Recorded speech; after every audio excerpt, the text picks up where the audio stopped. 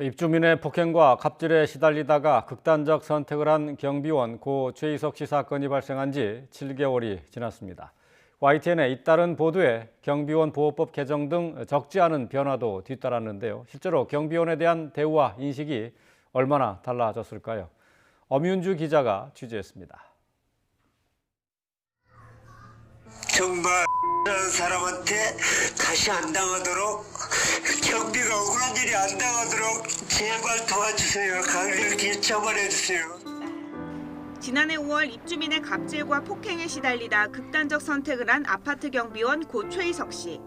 수차례에 걸친 YTN의 보도에 경비 노동자에 대한 인식 개선과 함께 이들을 향한 갑질을 막기 위한 이른바 경비원 보호법 개정 등 적지 않은 변화가 이어졌습니다. 사건 발생 7개월이 지난 현장은 어떻게 바뀌었을까요? 고 최희석 씨가 근무하던 아파트에는 경비원들이 쉴 수 있게 휴게 공간이 이렇게 새로 마련됐습니다. 안에는 추위를 피해 편히 휴식할 수 있도록 전기장판과 온풍기도 갖춰져 있습니다. 장판하고 춥다 그래가지고 이거 하고 침대 들고는 새로 하고 추워서 이것도 싹 막고 바람 들어오는 거. 사복을 걸 수 있는 옷장도 놔주고 비좁은 경비실한 화장실 문도 고쳐줬지만 무엇보다 경비원을 바라보는 입주민의 시선이 달라졌습니다. 눈에 보이지 않는 그런 게 많이 있더라고요. 난 그런 게 너무 좋더라고요. 꼭 뭐를 이렇게 주고 뭐를 받고 이런 게 아니고 말 한마디. 그냥 수고하셨습니다. 수고하세요. 뭐 다녀오겠습니다. 이런 거 진짜 좋잖아요. 하지만 모든 경비원이 이런 대우를 받는 건 아닙니다. 은퇴 뒤 생계 유지를 위해 지난해 2월부터 서울의 한 아파트에서 경비 업무를 받던 오윤석 씨.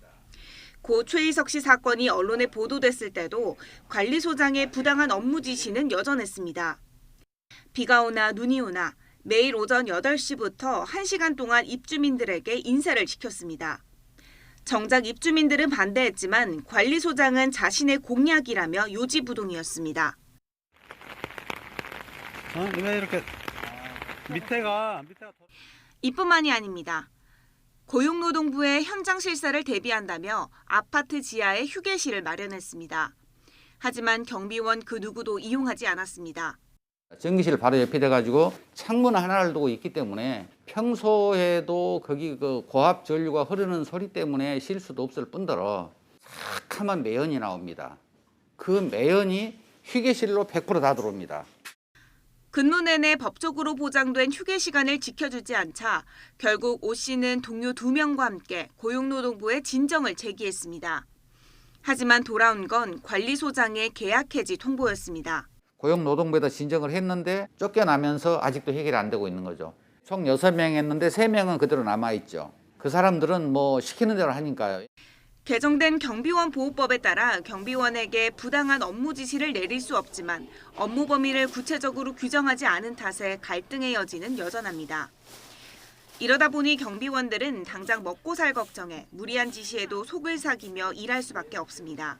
제복을 입고 있으면은 너희들은 일종의 몸종이라는 그런 개념으로 보기 때문에 우리 경비원들도 가장이고 누구 아버지고 한 여자의 남편이고 죽기 마지막까지 최희석 씨가 호소했던 갑질 없는 사회. 현장에서 경비원들의 목소리를 들어보면 아직 갈 길이 멀어 보입니다. YTN 엄윤주입니다.